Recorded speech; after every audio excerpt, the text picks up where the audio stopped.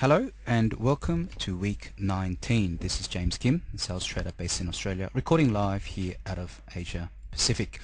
This week we will be looking at the US dollar index, followed by the euro dollar, then the Aussie dollar. In terms of equity indices, we'll look at the SPY futures and then the S&P 500 futures.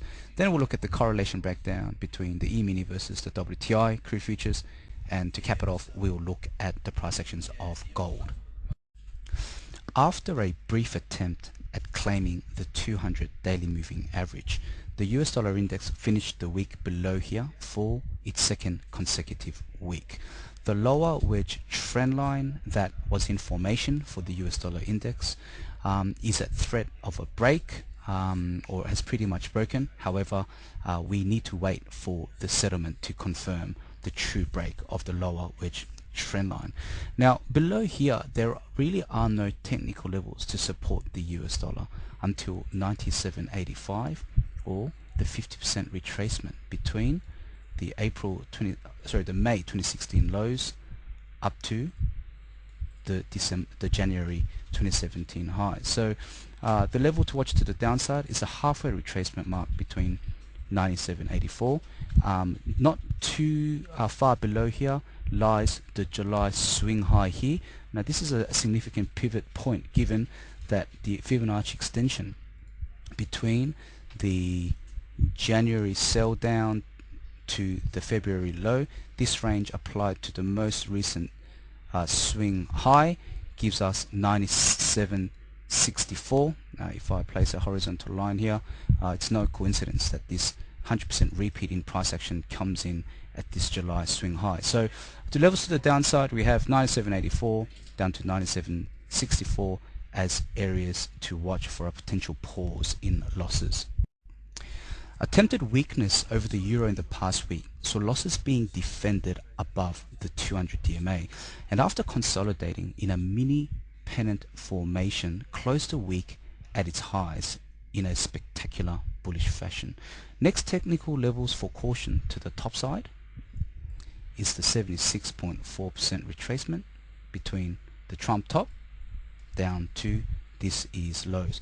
Now notice the respect the euro paid to the 50% retracement level here in February, followed by the 61.8% retracement that we saw last week. So again, topside moves, we're marking one spot 10.72. However, at the moment, following the election outcome in France, we are witnessing a potential sell the fact scenario, and with European markets just opening up, the moves will largely dictate whether the selling continues.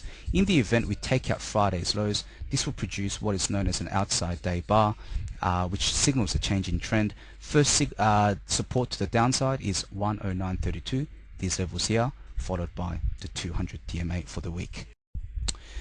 Over to the Aussie dollar, there was a potential descending wedge formation in development, and after being supported on on 3 occasions at the lower channel trend line, the attempted rally back to the top part of the wedge trend line was met with a combination of selling at the 200 DMA as well as the upper wedge trend line. Now the descending wedge scenario or the theory was discounted upon the clear break of the lower wedge trend line, and for now the Aussie finds support just above the 61.8% retracement between the December 2016 lows to this year's highs.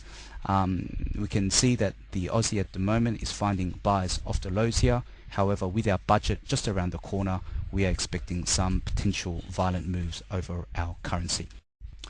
Over to equity indices, and starting with our SPY index, our SPY continues to be trapped by the 2016 channel trend line. And if we look at the daily RSI, we are looking at an exhaustion in momentum as measured by the RSI, which should signal a bit of caution for equity investors. Now, our market experienced some decent selling the past week and now trades below a mini double top formation. A retracement to the top side is likely given the heavy selling we saw last week. the test for our Aussie index is to finish the week with a bullish weekly bar, as we are currently largely underperforming global equity markets. Now the S&P 500 futures briefly makes a new high here in Asia following the outcome of the French elections. And as the S&P 500 makes new highs, the question is whether the RSI can keep up. We are already starting to witness what we classify as an A-class divergence, which is where an instrument makes new highs. However, the RSI starts to diverge. Speaking of divergence, the following chart compares WTI crude futures to the S&P 500 futures, and this is a correlation that I presented on numerous occasions last year, and you can see the high level of correlation between the two instruments. So starting with the price actions in 2015, the S&P 500 went through a mini distribution phase whilst crude continued its selling off its highs, and finally the S&P 500 caught up with this move and finally let go, experiencing a violent fall. Now you can see the high level of correlation that occurred between the two instruments since. However, since last week or since April, you're looking at a diverging setup with crude making new 2017 lows, whilst the S&P continues its rise on a diverging RSI setup. So it's interesting to note this diverging framework for now, and the question we ask is whether the moves we are seeing here in crude, as we saw in 2015, is setting up for further moves for the S&P to follow this momentum. Lastly, gold broke through 1260 last week, which were the interim levels to hold, given that this level here coincided with a 50% Fibonacci extension of the range between the significant February to March sell down applied to the recent swing high.